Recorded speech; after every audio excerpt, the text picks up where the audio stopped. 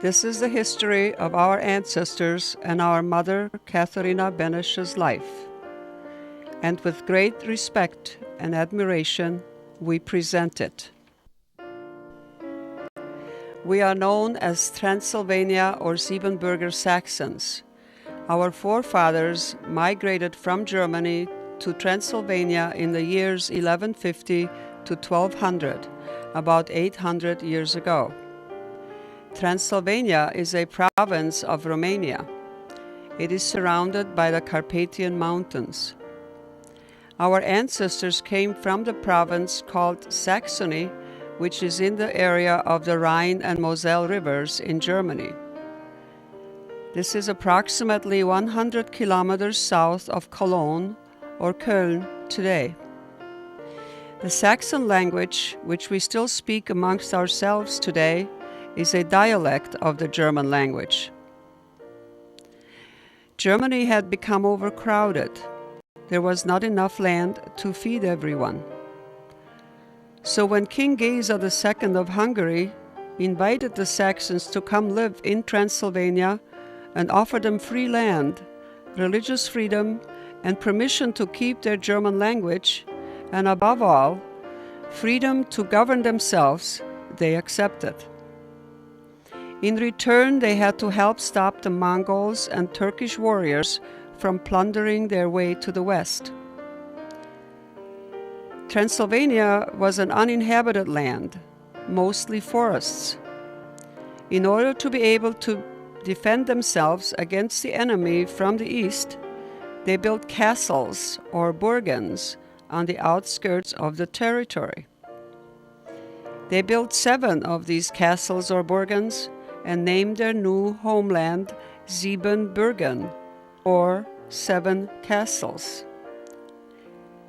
In Europe, we are known as Siebenbürger Saxons to this day.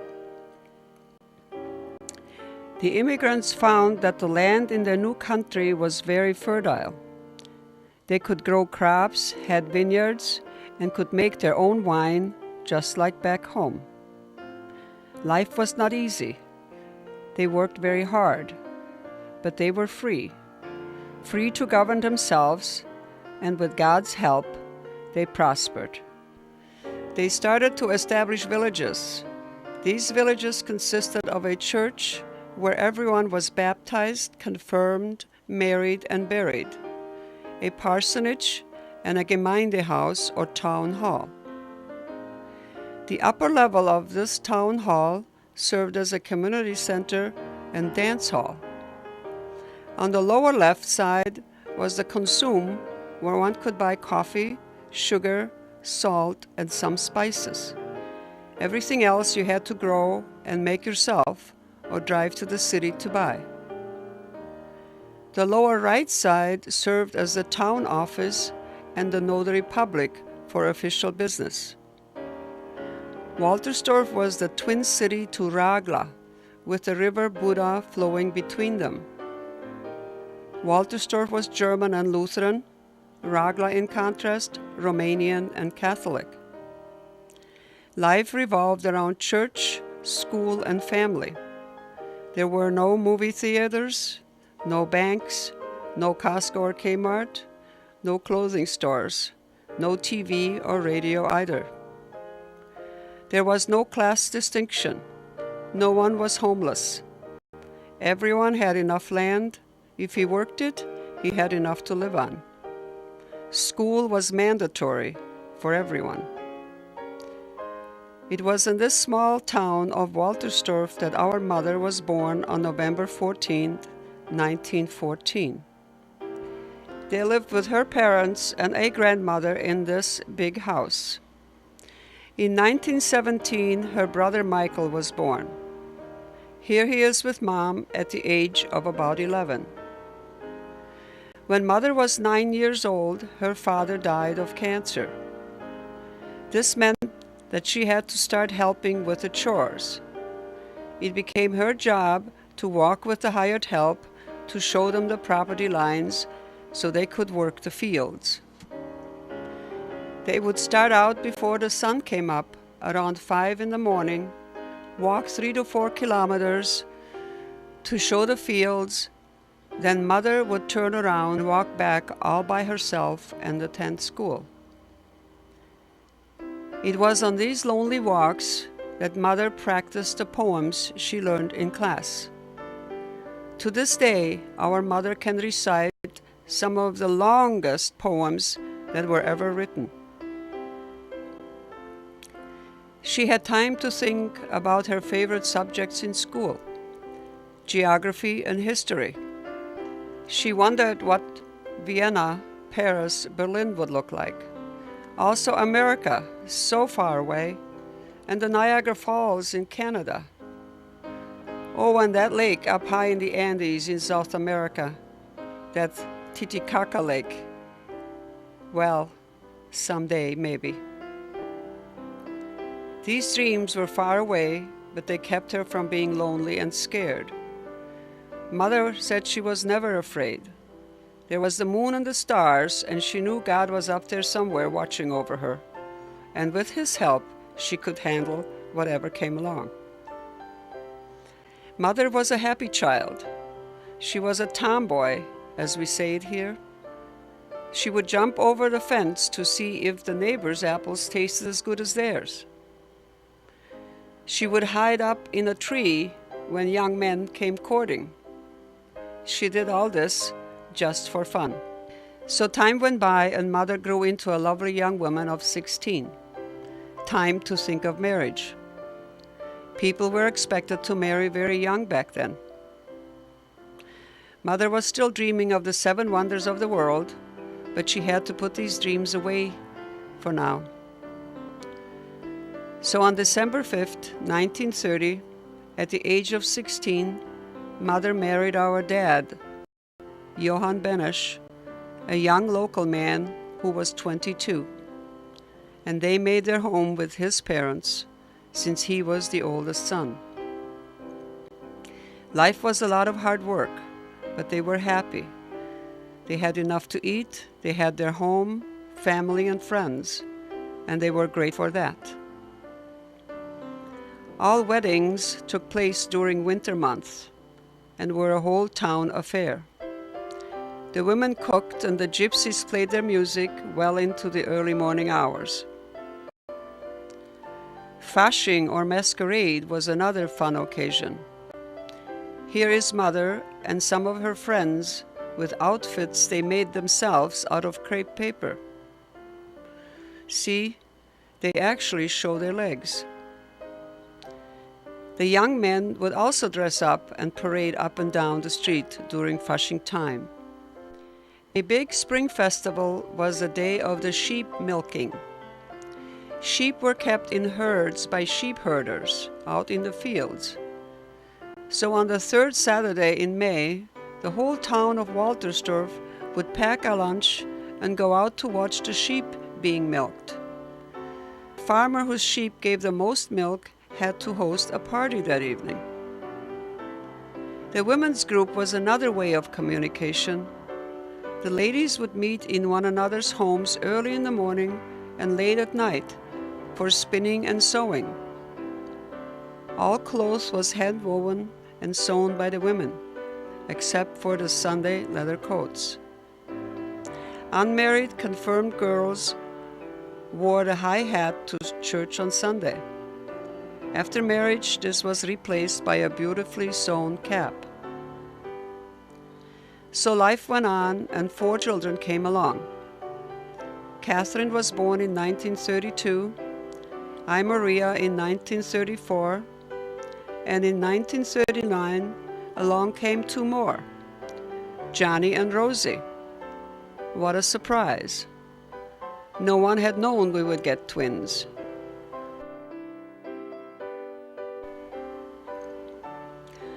Waltersdorf received its daily news from Peter the drummer. Peter had a drum hanging from his neck.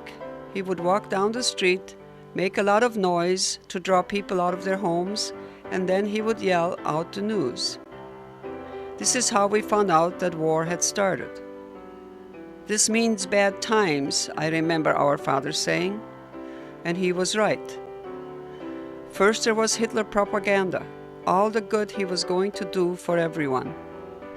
The teachers, preachers, and all the so-called important people in town turned into Nazi supporters.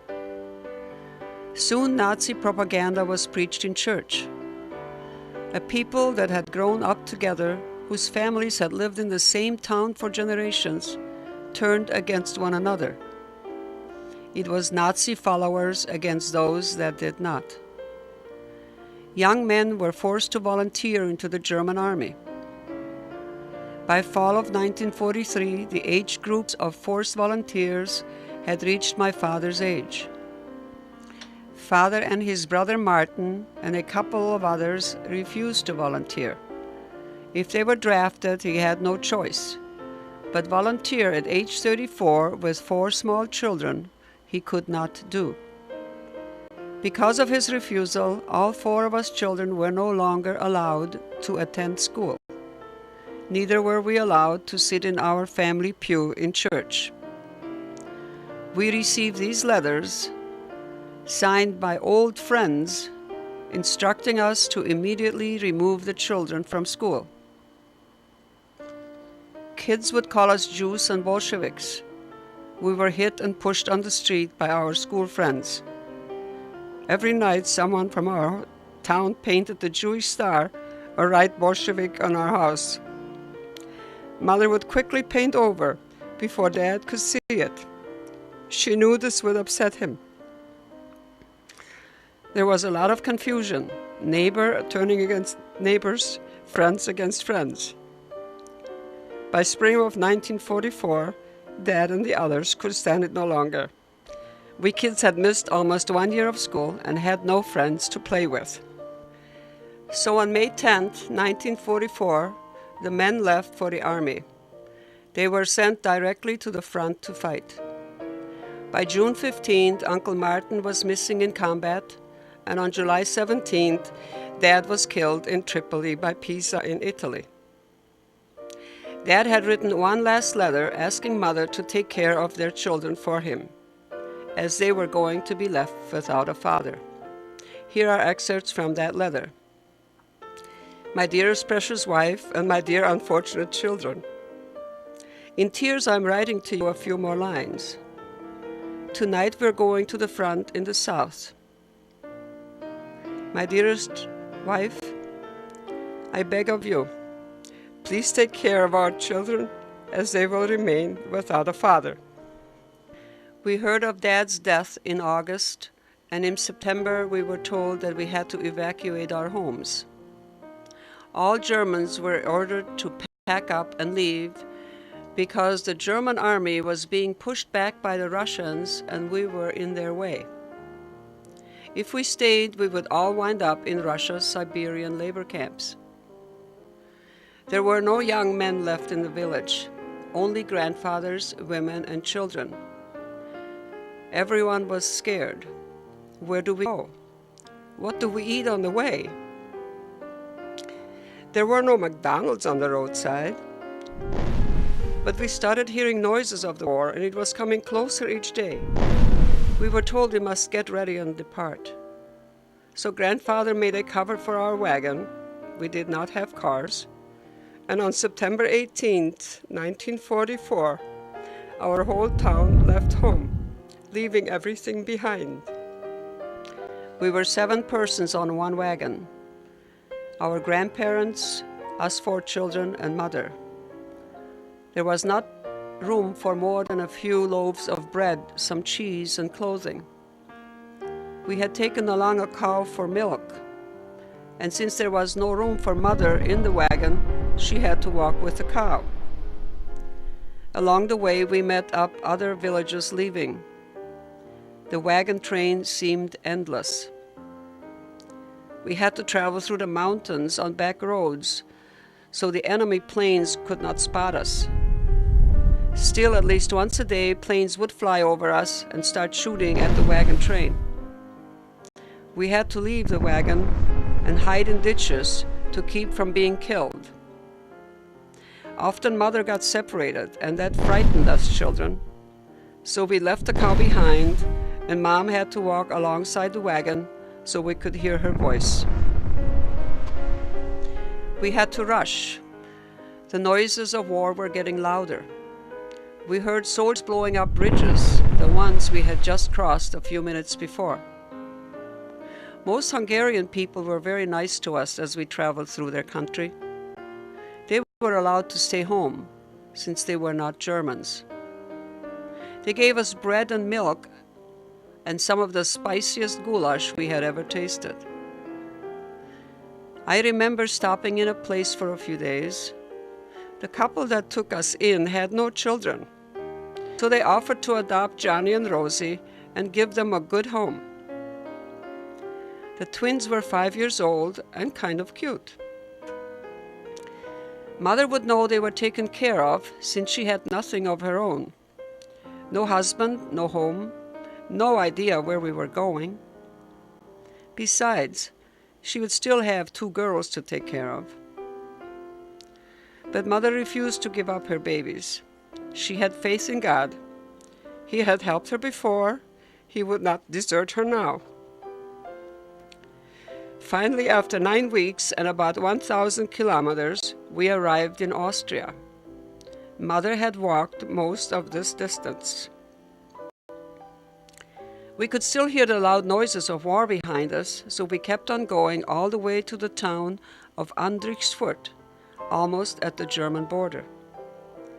We were assigned to a farm called the Steffelbauer. They were ordered to take us in. And this is a picture of the farmhouse today. Our room was about 10 by 10, had a dirt floor, a stove, 2 single beds, and a crib. This is where all 7 of us lived and slept for almost 3 years. On a recent visit, we found out that our room is now the furnace room. Mother and grandfather worked on the farm for our room, some milk and bread. It was a sad, sad time. There were no songs, no laughter. Grandmother was mourning one son. The other son, Martin, was missing in combat. Another son, Peter, had not been heard from. We were hoping that he was all right. Her only daughter, Maria, had also fled, but we did not know where she and her family were. Whenever we kids would get a little rowdy or happy, Grandmother would remind us with these words. How can you be so happy? Don't you know? You have no father, you have no home, you have no reason to sing. You should cry instead. So winter went by. War was still going on around us. People were being shot in the fields. We prayed that the Russians would be stopped soon and the Americans would take over our area. Otherwise, our trip had been in vain. We were not afraid of the Americans. We had heard that they gave out chocolates to kids, so that had to be better. We thanked God when in May of 1945, the Americans moved in and the war was over. The Russians were stopped less than 20 miles away. We were lucky. We had shelter, and living on the farm, we had milk and bread. But in the cities, people did not have food. City people came out in hordes begging for food, trading in their precious belongings, even their wedding bands. We had milk and bread, but no money for clothing. So at night, after working all day, Mother talked Steffelbauer into selling her a couple pounds of butter and a few eggs. She would walk about 8 kilometers to the nearest train station and take these products to Linz, the nearest large town. But there were army and policemen watching, and it was illegal to bring food into the city. What to do now? So Mother and the other women with her stuffed the items into their long underwear they wore under their long skirts and smuggled them off the train. With the profit from these sales, Mother was able to provide clothes, shoes, and blankets for us. We were lucky she was never caught. As we grew, the room seemed to be getting smaller. So at the age of 13, Katharina went to work as a nanny, and I, Maria, the same at the age of 14. Finally, in 1949, Mother and the kids, Johnny and Rosie, were able to move to the refugee camp in Reed. From here it was closer to school and Mother could work for money. She worked as a cleaning woman, day laborer, or whatever it took to survive. Mother never complained. She had brought along one book, the Bible, and reading from it kept her going. Mother kept saying, "I know the Lord has a place for us. He will find a better place for us." Searching in God's Word, Mother met a group that called themselves Jehovah's Witnesses, and this group's teachings were the answer to her prayers. Here she found peace and a place to grow in her faith, to help her through the difficult times that still lay ahead. In 1953, Germany needed people to work the coal mines. They offered nice living quarters and, above all, a chance to get out of the barracks. But this would mean that John, at the age of 14, would have to go work in the mines. Mother refused to let her only son go work in a mine, so we stayed in Austria. People started to move out of the camps to Canada, America, South America. Most had relatives overseas.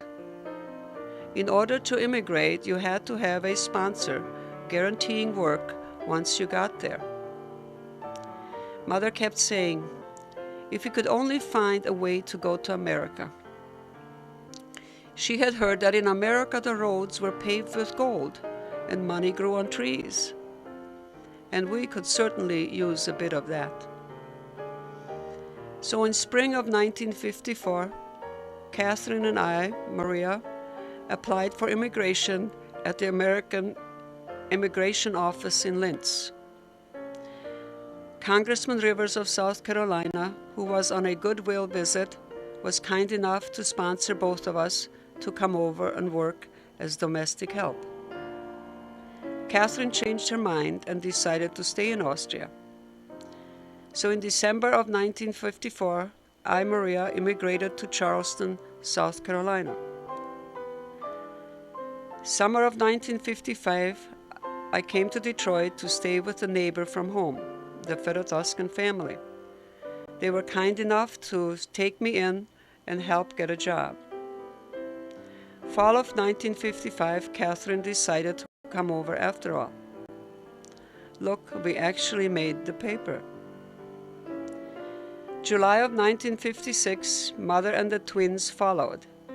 We had found sponsors for them, so they were allowed to come. Mother's first question when she got off the train was, "So, how far is it to that world wonder, the Niagara waterfalls? I want to see them." See, she had not forgotten. By this time, Catherine and I had leased a nice apartment. We had it completely furnished and had a car. Nothing was paid for, but we had already learned to work the American system. To leave a one-room barrack and wind up in a two-bedroom living room and kitchen apartment was like a dream for Mom and the kids. We even have a sofa, a couch, Rosie wrote to friends back in Austria. This was the first time in many years Mother had all of her children together as a family again. She got to be Mom, cook, clean, wash. We all went to work. Mom got to stay home. But she wanted her own money. So she asked John if she could try to get a driver's license so she could drive to work. His answer to her was, "No, you are too old for that." Mother was 43 years old. So Mother started working as a cleaning lady again. She had to take 2 to 3 buses to get to her job. Mother had left all her friends and family behind to come to America to be with her children. She had to start over, all over again. But she never complained.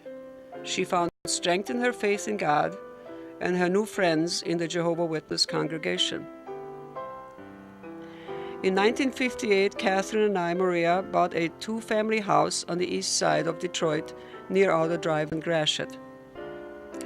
We did not qualify for a mortgage because we were women and single, but fortunately Mr. and Mrs. Lang took a chance on us and sold us their home on a land contract for $18,000 with $5,000 down. It was not a castle, but it was ours. The east side was better. Most Germans were on this side, and it was also better for Mother's work to clean homes in Grosse Pointe. Bus transportation was better since she was too old to drive.